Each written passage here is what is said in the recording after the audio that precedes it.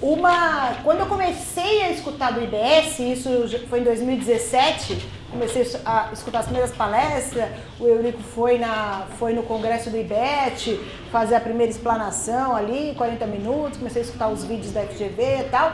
Uma demanda, assim, uma angústia que eu tinha era, tudo bem, o IBS não é extrafiscal, ele vai tributar sobre tudo, respeito simples, mas é o seguinte, é imposto sobre consumo. E a gente tem um problema que hoje 40% da carga tributária é no imposto sobre consumo, é sobre consumo. E a pessoa de baixa renda também consome, e isso é a demanda que a gente tem com relação a cumprir a função social do tributo, né? Então, pô, não resolve isso. Como é que faz? Resolve sim. O que acontece? Eles têm, no começo eles não divulgavam essa parte ainda, acho que eles estavam aprimorando, mas eles têm sim uma exoneração do IBS para famílias de baixa renda. Como é que funciona isso? Também não é novidade, É inspirado, né, em experiências que já deram certo em outros países. Primeiro, o que eles têm como ideia de que, por exemplo, isenções, às vezes para atingir determinada classe ou para atingir determinados produtos que são considerados essenciais, não funciona na medida em que não dá para essas isenções ser aplicadas apenas às pessoas de baixa renda. Eu não gosto da palavra classe, porque classe fica classificando pessoas, mas as pessoas de baixa renda. Então, por exemplo, nós temos isenção de hortifruti granjeiro, certo? Que é para estimular o consumo do hortifruti granjeiro, as pessoas consumirem hortifruti granjeiro. Mas quem se beneficia dessa isenção? Tanto a pessoa de baixa renda quanto a pessoa que tem renda. Porque não dá para falar, olha, para você o tomate é isento, para você o tomate não é isento. Não dá para fazer essa classificação. Então ele entende que para fins sociais, benefício da sociedade como geral, distribuição de renda, isenção não tem o efeito que se espera sobre essa questão. E aí você fala assim, isso não é, eu estou dando um exemplo, mas eles têm dados, tá? Eles mostram através de dados, eles fizeram estudos para mostrar que acaba sendo inócuo a isenção e pior, causa desoneração para o Estado. Então, quer dizer, o Estado diminui a arrecadação e ainda não atinge aquilo que se propõe. Então, ele acha que, por isso que dentro do IBS não há isenções, não há redução de base de cálculo, acaba tudo, né? Anexo 1 e anexo 2 do regulamento de ICMS acabou. Ainda bem. Que mais? Então vamos fazer distribuições de cesta básica ou qualquer outra distribuição nesse sentido. Eles também entendem que, em matéria tributária falando, né? Eu não estou falando de seguridade social, de assistência social, tá? Assistência social é outra coisa, mas eu vou distribuir cesta básica não tributada. Então eu vou pôr os produtos da cesta básica não tributada, vou distribuir cesta básica. Aí eles entendem que também esse processo, ele pode, dentro também das experiências com outros países, pode causar fraude, enfim, tal, desconsideram também. Bom, que experiências que deram certo, que podem ser aplicadas no Brasil com relação ao IBS, como que funcionaria isto? Então, vou ler o trecho que está citado na nota técnica que eles explicam a exoneração. Já que não é possível evitar que as pessoas de renda elevam o consumo de bens listados com consumo popular, as alíquotas reduzidas acabam por ser pouco eficazes como ferramenta redistributiva e implicam elevado gasto, renúncia fiscal. Ainda que proporcionalmente as famílias mais pobres utilizem uma parcela maior de sua renda na aquisição de bens desonerados, em termos absolutos, a desoneração beneficia mais as famílias de maior renda. Então isso é dado. Aqui a gente está colocando só o texto, mas ele tem dados que provam isso. Que no final das contas as isenções beneficiam quem consome mais. Quem consome mais é quem tem mais renda. Então não chega no ponto. E aí como é que funciona? Bom, criar mecanismo de proteção social para eliminar ou reduzir o impacto do imposto, a capacidade de consumo das famílias de baixa renda. Como que funcionaria isso? Devolução do imposto pago na aquisição de bens e serviços com limites.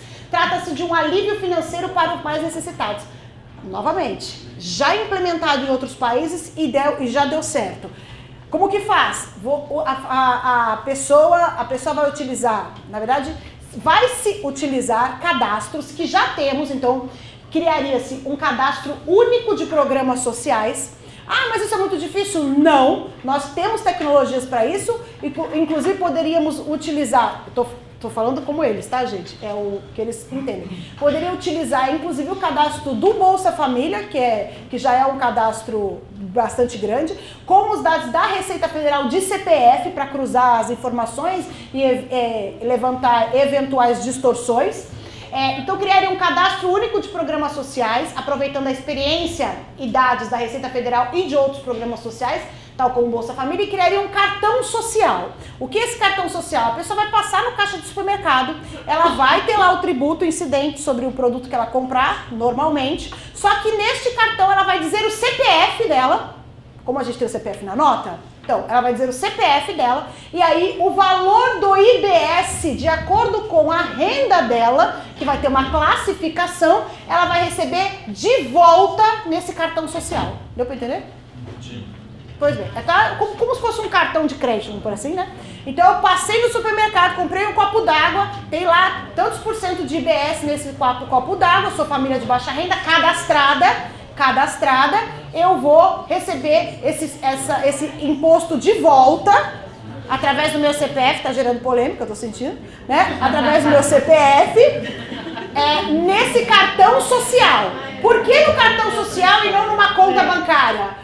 Justamente para o Estado ter controle do recebimento, né? Controle de quanto a pessoa tem, quanto não tem, e eventualmente questionar. Ah, mas é muito difícil controlar. Não, gente. Segundo eles, hoje a Receita Federal, os programas sociais, o Estado, ele inclusive na parte de cadastro de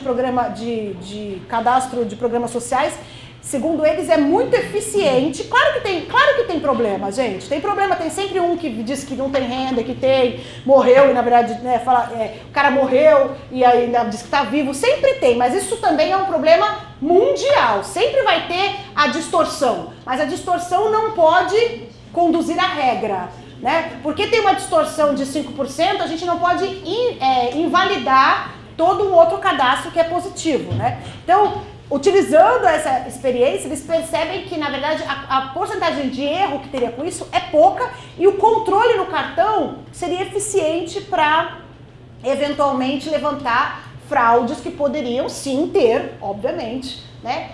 Fraudes. Então, receberia devolução do IBS. Então, ó, no ato da compra, a pessoa beneficiária indicará o CPF para fins de crédito na conta da devolução do comprador. Deu para entender?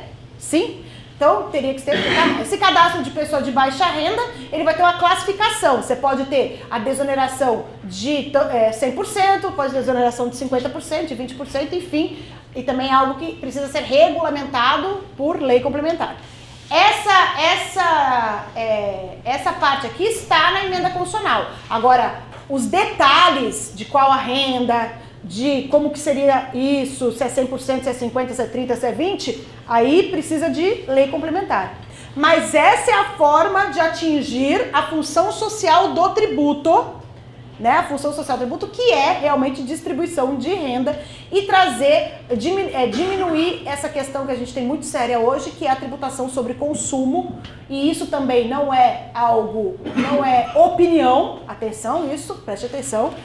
Isso não é opinião, são dados, inclusive dados medidos por organizações internacionais, de que impostos sobre consumo aumentam desigualdade social no país, né? E quanto maior a carga tributária de impostos sobre consumo, maior a desigualdade. Então, o IBS traz essa medida de, se tiver baixa renda, você vai ser desonerado desse imposto. Sim?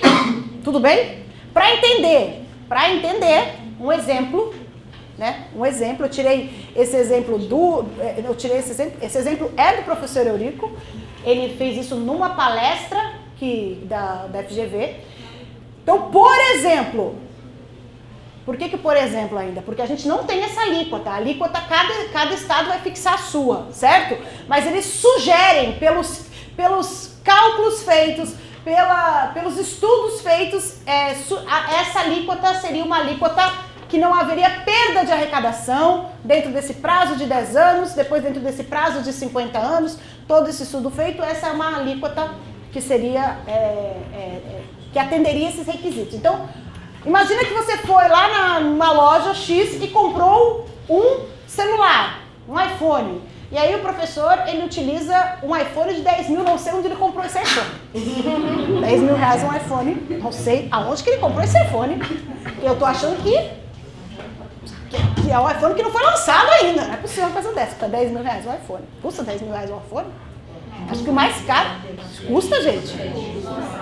É o iPhone que ele compra, então. Que eu tô muito longe disso. Né?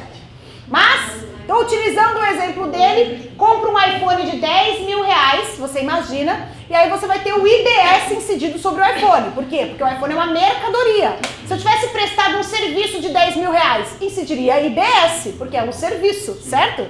Sim? E aí eu vou pegar 10 mil reais a minha base e vou recolher 25%. Nossa, mas é muita coisa. Não, todas as contas foram feitas para que não haja aumento de carga tributária, nem perda de receita, nem aumento de carga tributária. Aí você vai recolher, desses 25%, você vai recolher 9% para o Estado, 14%, essa é a proporção dentro desses 25%, 9% para a União, 14% para os estados e 2% para os municípios. Portanto, da venda de um iPhone, todos os entes públicos recebem vossa parcela, entendeu? Prestei serviço de publicidade. Nossa, mas é serviço de publicidade ou é serviço de comunicação? Não interessa. Prestou serviço, emitiu nota, ganhou dinheiro, vai recolher 25%. 9% para um, 14% e 2%. Cláudia, os estados, a União, os municípios podem mudar essa alíquota novamente? Reforço, pode. Mas se mudar para um, tem que mudar para o universo de serviços, o universo de mercadorias, certo? Sim? Se o município de São Paulo aumentar a alíquota de ISS de, sei lá, já que o município de São Paulo acho que já é tudo 5, né? Mas, sei lá, tem uma alíquota que é 2, ele quer aumentar tudo para 5, então ele tem que aumentar de tudo para 5, ou deixar tudo em 2, tá? Então, isso é importante. Então, base, ó, nacional e compartilhamento do acredita tudo e paga só o final, por isso que dessa questão. Ficou mais ou menos claro com esse exemplo, assim? Dá pra... Aqui, gente, a gente tá passando assim, ó, uma pílula de conhecimento, né? Assim, precisa, claro, eu fiquei, para montar aqui e conseguir e passar para vocês, primeiro que eu já tô vendo IBS já faz um tempo, que me interessa o assunto, mas para montar aqui, eu sentei pelo menos uns 3, 4 dias assim, ficar estudando, porque a emenda constitucional não é fácil de se ler. A gente estava discutindo, cadê Gabriel? Tava até o Gabriel leu de um jeito, eu li de outro, Gabriel não é assim, assado e tal. Porque não é fácil mesmo, então precisa se debruçar. Mas essa é a estrutura do negócio, tá? Como é que tá a tramitação disso aí? Será que vai rodar mesmo ou não vai rodar? Olha só, foi apresentada no dia 3/4, ou seja, logo em seguida da apresentação do Bernard Epp, que foi chamado lá para apresentar, eles já pegaram a proposta e levaram, Baleia Rossi, né? Agora é só no olho, aqui, MDB, tá? Tá aqui, ó, Baleia Rossi é do MDB, ele que apresentou. Por isso também, gente, assim, é bem importante que assim, quando a gente tem a apresentação de uma proposta pelo MDB, então você olha a proposta da direita, né? E aí a gente tende, se você é mais centro-esquerda, você tende a falar assim, então eu vou rechaçar a proposta. Ou se a proposta for apresentada para a esquerda ou pelo centro, aí você fala, não, até a direita eu vou rechaçar. Calma, sai da disputa e lê a proposta, né? Ele apresentou, porque é o que eu falei para vocês, existe essa questão política de querer ser dono de reforma, tá? Mas acho que merece a gente sair um pouco da polarização para ler a proposta, né? E entender que ela atende, sim, critérios que não são nem de direita nem de esquerda, são de Brasil, né? São critérios interessantes. Eu tenho as minhas posições e isso não implica em ler propostas de reforma que sejam boas, né? E quando é ruim, e quando é boa, enfim, né? Formem a vossa opinião. Mas tentem tirar um pouco para não... Isso não significa que a gente não precisa também discutir vários pontos e de repente até mudar. Bom, dia 21/5, olha como andou rápido. 3/4 foi apresentada. 21/5 foi para a Comissão de Constituição e Justiça. Na Comissão de Constituição e Justiça, alguns deputados pediram audiência pública, e tem todo o direito, querem entender esse negócio. Que reforma que é essa? Muitos deputados, a grande maioria dos deputados, gente, não tem formação jurídica, né? Muito menos em direito tributário. Então não é fácil de entender. Como é que eu vou apoiar uma proposta que eu não entendi? Então eu preciso que alguém vá lá explicar. E aí teve uma audiência pública que foi tanto o pessoal do Centro de Cidadania, mas também foi o deputado que apresentou a proposta passada, que é deputado Raul, na época, né? Foi a Vanessa, também do Centro de Cidadania e tal, e fizeram a apresentação. Foi até um juiz, esse aqui eu não conheço, enfim, mas foi o presidente do Sindicato dos Auditores Fiscais, porque você tem que escutar vários lados na audiência pública, né? Foi feita essa audiência pública. Gente, no mesmo dia, no dia seguinte, foi feita o relator apresentou o seu parecer favorável à proposta. Teve voto contrário de partido político e eu acho natural também, não é questão também de polarização, a gente precisa entender que é normal outros partidos que não são da base daquele que apresentou a proposta, né? Por isso que eu falo, a gente precisa se envolver na política, isso não significa que a gente precisa gostar de politicagem, mas a gente precisa entender como se faz política também, senão a gente não entende algumas coisas. O fato de ser sido apresentado por um partido que é de direita não significa que a proposta seja de esquerda, ou seja de direita, ou seja de centro, enfim. Mas é óbvio que por ser apresentado de uma proposta de um partido de direita, o pessoal da esquerda, do centro-esquerda, fica com o pé atrás e quer entender o negócio direito. Vai ser bom, vai ser ruim, que negócio que é esse? Então é natural que se gere discussões.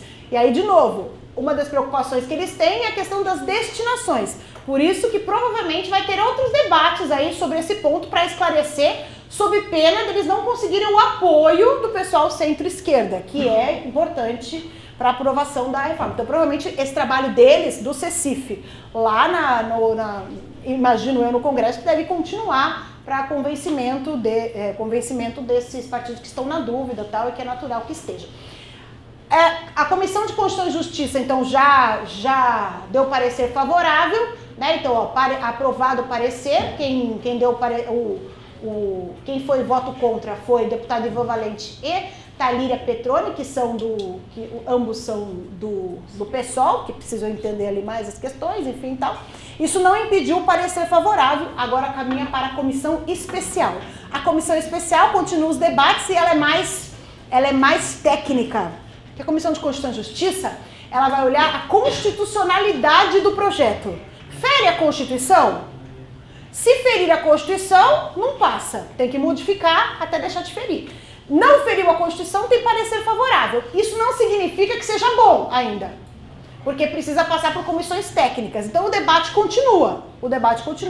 Normalmente na comissão especial vai ter outra audiência, vão chamar de novo, ele vai lá de novo, provavelmente é isso que vai acontecer. Os deputados vão querer, eles têm que fazer pedido.